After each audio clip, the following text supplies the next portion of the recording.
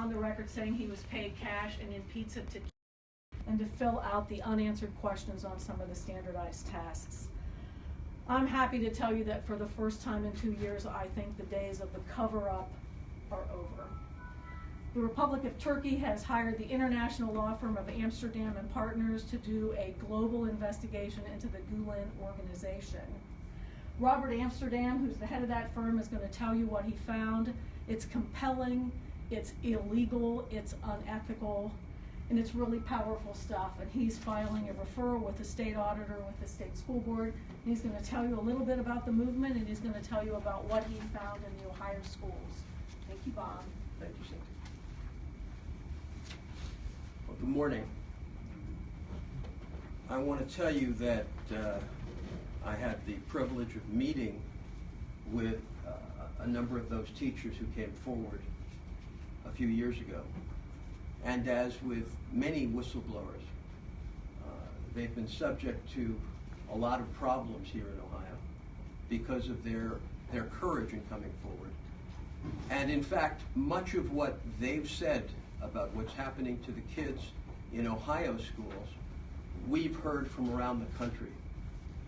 Our firm was privileged to be hired by the Republic of Turkey a year ago, September. So almost a year before the coup, the Republic of Turkey became concerned about the level of penetration of the Gulen organization, an organization that is labeled in Turkey a terror organization. They became concerned about the penetration of Gulen around the world in over 2,000 schools. And I have to say, we as a law firm, when we began to dig into this, were concerned ourselves in terms of how do you deal with people who talk about interfaith dialogue, people who talk about human rights, people who talk about all of the things that people in the West want Islam to be. How do you deal with presenting the fact that these schools actually have an other purpose? And that purpose that we found in the United States is the promotion of the Gulen organization, which is essentially a messianic cult above almost anything else. I can tell you from having now been through 3 states that education is not their #1 priority. No matter how much money Ohio taxpayers have been forking over to these schools, it is not for their children's education. Interestingly, it is to promote an organization that hides itself from the very people that are supporting it. As you are aware, the Gulen Schools do not admit that they are Gulen Schools. Deception 1 is the cover-up of their identity. So how did we find these schools?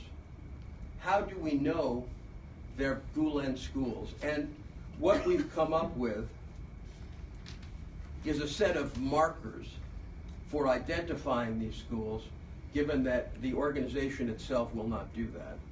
Firstly, they all have a governing board of appointed, not elected individuals, generally those of Turkish descent, operating in a super majority. They all use closely affiliated vendors, operated, governed, or staffed by members of the Gulen organization, and often paid grossly inflated prices for their services. 3, they send the employees around to the different Gulen organizations when they get into trouble.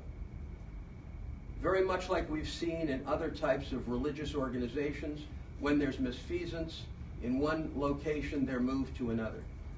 This organization, the Gulen Group, and its over 150 schools in the United States, have a terrible EEOC record, among other things, and those teachers sometimes that get into trouble are relocated. They systemically abuse the H-1B visa program. They bring into the United States untrained, unqualified, barely English-speaking teachers, and they falsely state on their visa applications what their income will be. When the Turkish teacher comes over, he rebates in cash to Mr. Gulen and his organization in Pennsylvania a percentage of his salary. We have the original contracts. We have whistleblowers, including one in Ohio, who have testified to this. And today in Turkey, we debriefed a whistleblower who actually carried Gulen's cash from California back to Pennsylvania. The Gulen organization is highly misogynistic. Generally, it is Turkish males operating nearly exclusively in positions of leadership within the network. And lastly, and I think from an American perspective, one of the most difficult to address is the massive investment Mr. Gulen has made in American politicians. All over the United States, we find state, local, and federal officials who have been on Turkey trips. It's almost impossible to find folks who haven't been on Turkish trips. I have to be one of the most unpopular people at state legislatures when I talk about the real source of the funds, and I explain to those politicians that those trips actually weren't free. Their taxpayers were paying for them, and in fact, they had an ulterior goal, and that goal was to co-opt political leadership. The Gulen organization, through their interfaith dialogue groups in California, New York, Chicago, New Mexico, various other states, routinely give awards and high-profile recognition to American and foreign political leaders to co-opt them and connect their reputations to those of Mr. Gulen. So in Africa, we have one of the leaders of the African Union given the Gulen Peace Prize. In Canada, we have the mayor of Toronto. And in the United States, at one point, I believe we had Hillary Clinton. And in fact, there is a connection between the Gulen organization and the Clinton Foundation. So and that connection relates, frankly, just to a major donor who is connected to both Gulen and the organization to the tune of something close to $1 million. The reason we come before you today is that in respect to Ohio, we have found and identified a new marker. And that new marker is what we call the closed loop leasing scam. So let me give you an example of the Horizon School in Cincinnati. In 2005, an organization also related to Concept called Breeze bought the property and 2 other parcels of land for $1.25 million. In 2005, the founder of Concept and of Breeze signed the lease with Breeze on the school's behalf as the school's founder, which is a clear conflict of interest. Since 2005, the school has incurred over $3.6 million in rental fees. Note that that is 3 times the original purchase price and constitutes the rent for only one of the 3 parcels. One of the other members was also on the HSA Cincinnati School Board during both of the 2 lease renegotiations, with each raising the rent above and beyond the already included escalation clauses. So what happens essentially is Concept, which was originally connected to the Niagara Foundation, of which Mr. Gulen is honorary chairman, Concept identifies or opens a new charter school, drafts the petition. It then engages its real estate arm, New Plan Learning, to find a property for the new school. It recruits a group of board members that are of the same cultural affiliation. New Plan Learning negotiates an extremely high rent to the charter school and leases that are non-cancelable including 2 to 4% rental escalation clauses, and requires the charter school to pay for renovation and maintenance, and extends the lease for 30 years. New Plan Learning then acquires a property and rents or subleases it. The charter school governing board enters into an agreement with Concept for management of the school that Concept created. The charter school is approved by the authorizer. And even in schools we've found that had rentals with unaffiliated third-party lessors, New Plan Learning has bought the building and then doubled, tripled, or quadrupled the rent to the charter school. For older Concept charter schools that already own their building, New Plan buys the building at a break-even point and then charges the charter school rent that far exceeds the purchase price. In the Ohio complaint that we are filing, we've identified $19 million in excessive profits in this real estate scam alone. Now again, I want to stress, the real estate scam is in addition to the visa scam, which is in addition to the related party transaction scam, which is in addition to the 700 H-1B visa applications that Ohio taxpayers have paid for. We estimate those 700 visa applications cost Ohio taxpayers $3 million, cost 700 American teachers their jobs, and that is a non-qualifying expense if I've ever seen one.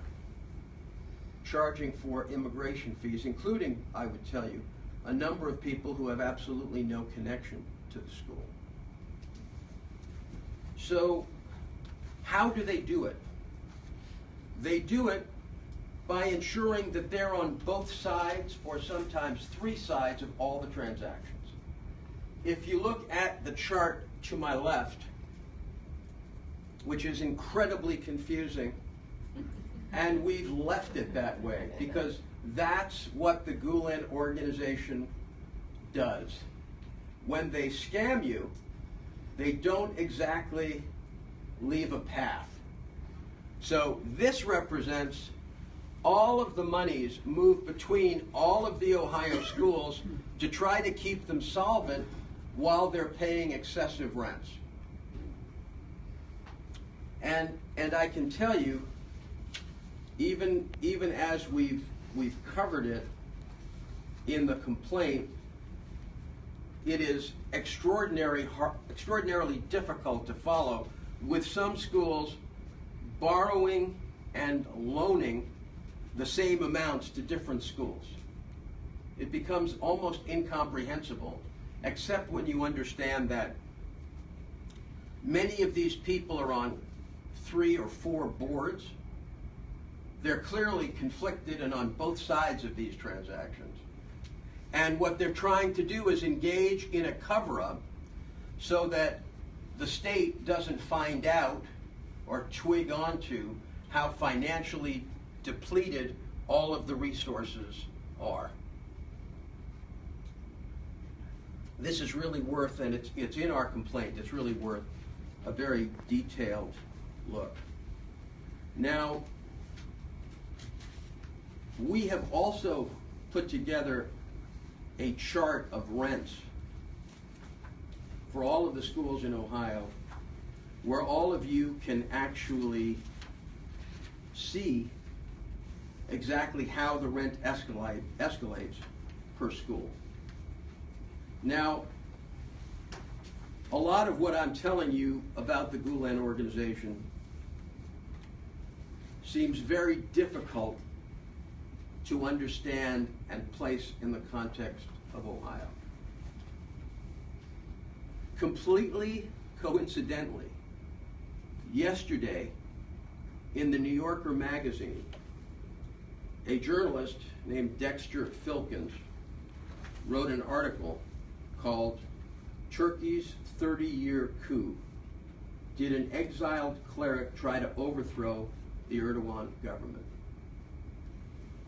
And there are many quotes in this article that are very important for people in Ohio to read. A quote from the article: Gulen, despite his reputation in the West for moderation, at times took hardline positions, denouncing the United States as our merciless enemy and suggesting that wife-beating could be acceptable, quote, if it would make 100 women more obedient. In a WikiLeaks cable, an American diplomat noted Gulen's sharply radical past as a fiery Islamist preacher and the cult-like obedience and conformity that he and the layers of his movement insist on in his global network of schools, his media outlets, and his business associations. Mr. Gulen practices a form of duplicity that is almost beyond our ability to comprehend. Last night at my meeting with some of these brave Ohio teachers, I was told that when any inspectors came in, the Turkish teachers were sequestered in a room, the blinds were drawn, the doors were closed, so that no one knew they were there. Now, what is so worrying is that after the coup and after what we've seen in Texas, California, Ohio, and Oklahoma, nothing appears to have begun in the United States to properly investigate this operation. The state auditor of Oklahoma issued a report a few months ago on the Dove schools, another Gulen-related group. And because of Mr. Gulen's background as a fiery Islamic preacher, you can see why he chooses Dove as the acronym for one of his schools. So the Oklahoma auditor reviewed this, the same type of real estate transactions we've reviewed here, and said for Oklahomans, they were unacceptable. He also found a $175,000 transfer from Oklahoma to Texas for no good reason other than obviously it was between one Gulen organization and another. So we have come to Ohio. We have done what is basically an investigation based on public record searches, not incredibly difficult for people to do. And we are filing a very detailed complaint with names, with numbers, with dozens of footnotes, trying to put before educators in Ohio what's happening in these schools from a financial standpoint. You have already had Ohio teachers tell you what's happening in the schools from the standpoint of the students and how little value the students in these schools are actually getting. And some of the things those teachers were talking about, the false recording of attendance, the depleted curriculum, the massive expenses to Turkish-related vendors. Some of those things are continuing to go on today. In Chicago, also related to Concept, there has been a massive scandal involving an E-rate audit. The Ohio schools are still dealing with that particular vendor that's under investigation. And I want to point out that the search warrant that sets out in detail how these individuals manipulate to basically capture contracts with the appearance that there's been some level of bidding. Those search warrants from the FBI are online and available to you. So the duplicity that goes on is staring folks in front of their screens. And Dan Mihalopoulos recently wrote an article in Chicago to say all of these people are still working. They're still getting government money. And he pointed out in his article relationships between those schools in Illinois and certain political players. It is unquestionable that for our ally Turkey, a country that's part of NATO, a country that sustained a violent coup where 300 individuals were martyred and almost 3,000 injured, there is disbelief at how an organization such as this, that in the United States has already been exposed for financial malfeasance, and where Turkey has designated the organization as a terrorist organization that nearly took control of the country, how it could continue to operate with seeming impunity in this country. So in filing this brief, what we are urging is an investigation. Nothing more. And I want to be clear. We are asking the proper authorities in this country to investigate. And what we are saying does not mean that Turkish individuals working in this school are necessarily top-level Gulenists. Not at all. Many of them may well be victims of the Gulen organization, forced to hand over percentages of their income simply because of their prior relationship with Gulen, to be moved to the United States. But what we are saying is we do have evidence that these Turkish cells meet inside the schools, that they get their direct orders through regional imams from Fethullah Gulen, and that level of involvement in the schools in Ohio needs to be examined. So I thank you very much for your time. I'm open to any questions you may have.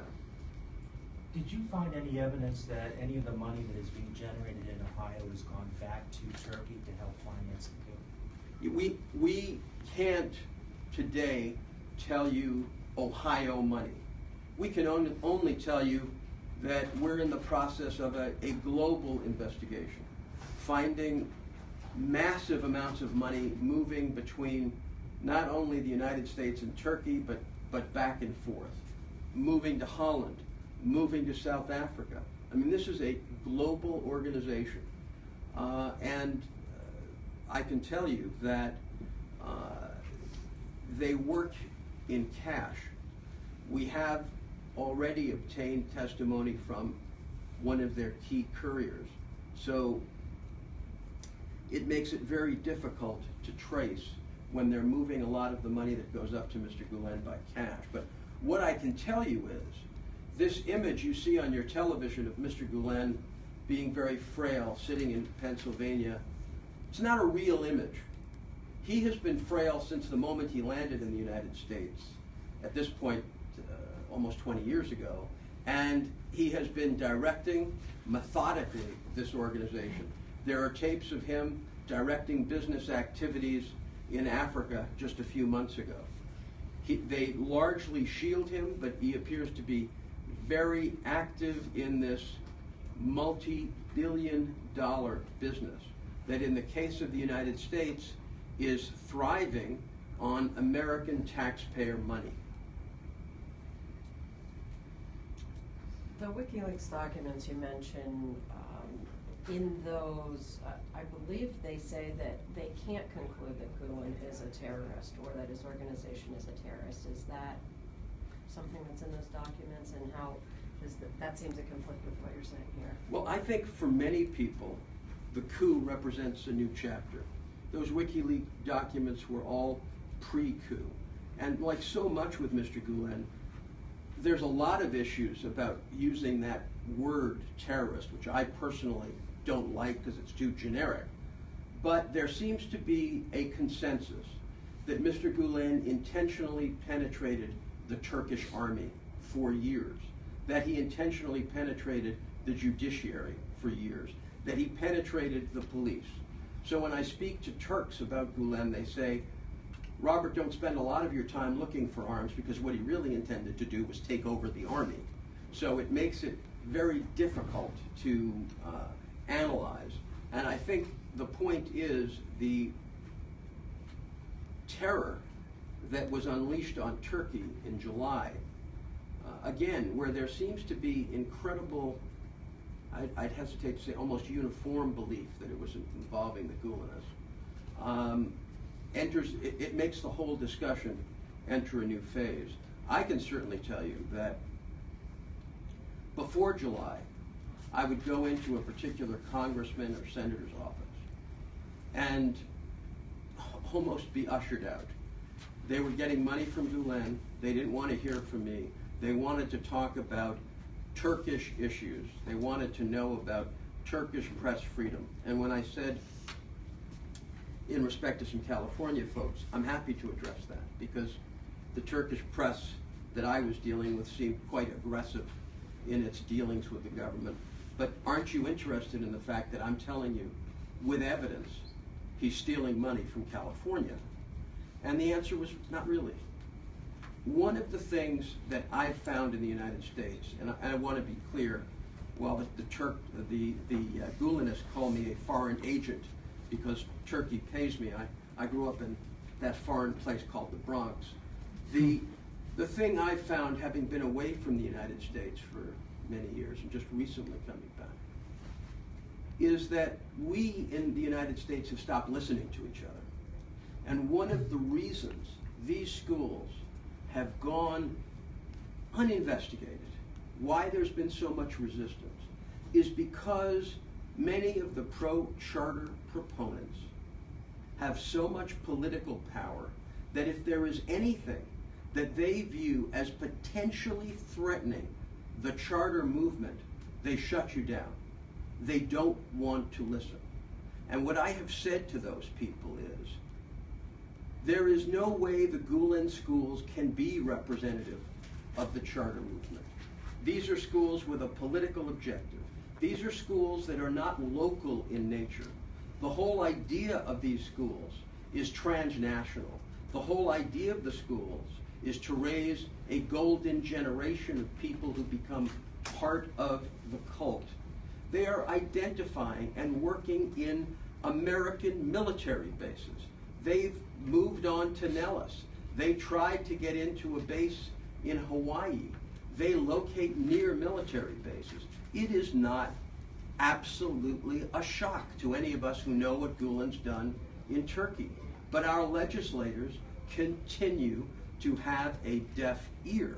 And what I say to these folks, who generally, if they're very pro-charter, they believe in conservative values. I say, if you're worried about conservative values, how can this movement not be #1 on the hit parade? How is it possible that this movement is allowed to grow and flourish without investigation? Because what we're saying is investigate. I'm not sitting here screaming, do this or do that, other than take a look, because it affects our children. Yes, a lot of money's involved, but those brave Ohio teachers were talking about abuse in those schools. And I will tell you, I have heard it day in and day out from parents from California to Maryland, the same types of things. And they all follow the same pattern. God help your child in these schools if he's not very smart. God help him if he or she has a learning disability. Because while they say they want to get everyone, they really don't. We have a document for the first time in anyone's possession that shows the incentive scheme the Gulen schools use to proselytize in the schools. That document gives points to the Turkish teachers for how many at-home visits they do, how many sleepovers, how many interactions with a student. And if you get over 240 points, They're clearly not American, because you don't get money or a car. What you get is a visit with the old man in Saylorsburg, Pennsylvania. So, and by the way, they don't get paid for their overtime. So while you're accumulating all these points, there's not a dollar that's going in their pocket. And many of our whistleblowers have gone to the FBI years ago. And I will tell you that almost to a man or woman in terms of these whistleblowers, I regret that I don't want to offend them by having a translator. But their English is, for a guy like me, very hard to understand. How they are teaching our children is beyond me.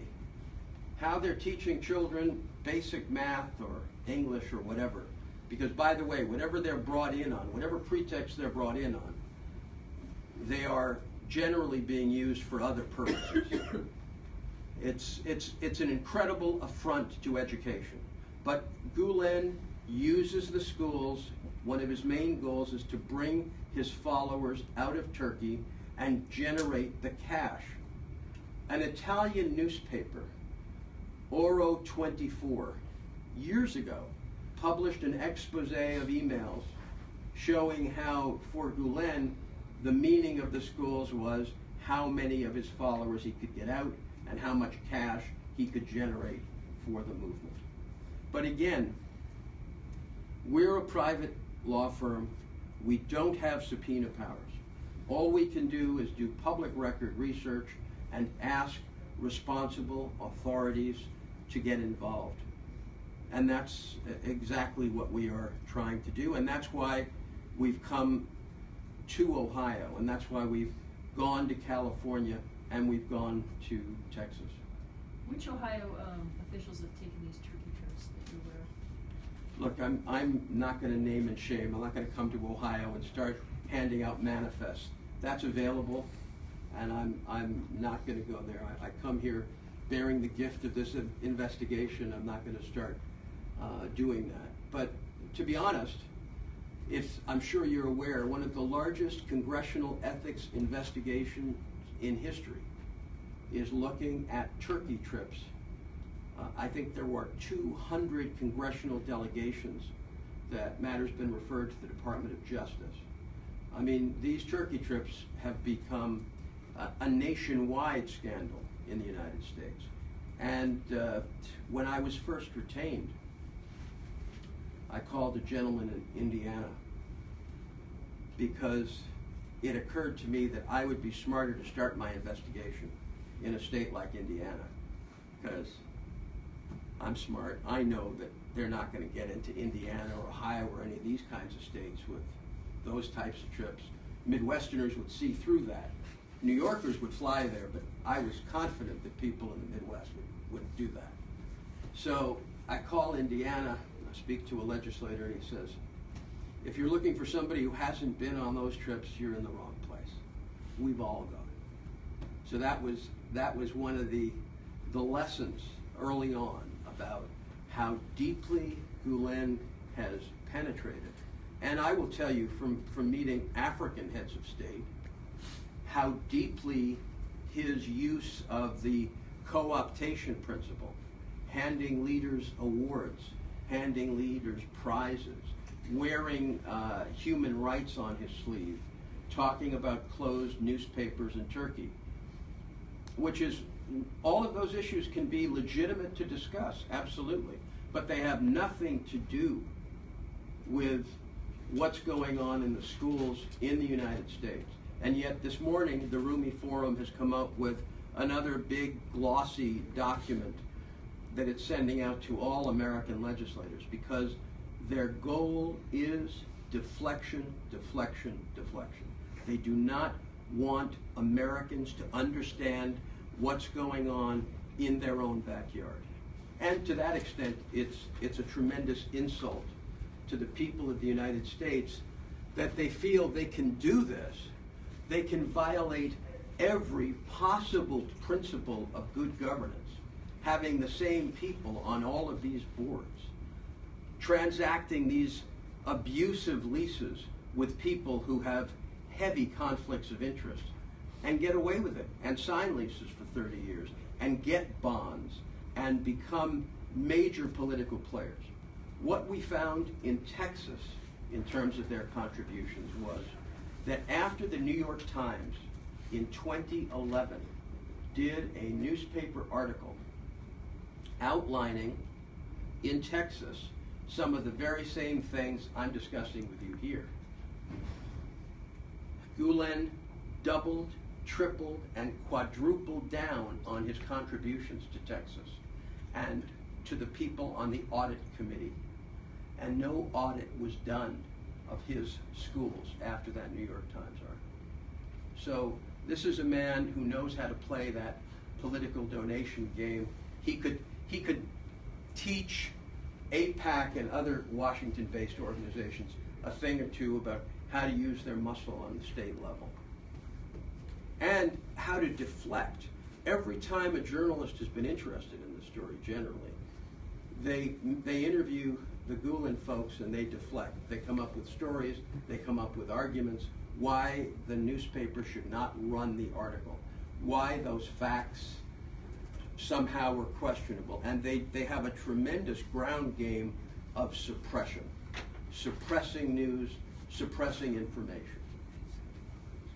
In Texas, you filed your complaint with the education agency. Here, you're filing with the auditor. Can you talk about why?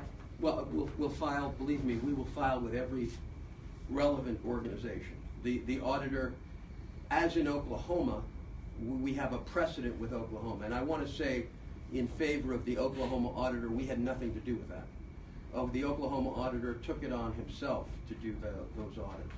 And we will meet and send this to every responsible organization in Ohio. And we are today in Illinois, where we are investigating. We found a $40 million gymnasium and other things in Illinois that are going to be interesting to discuss at a press conference there.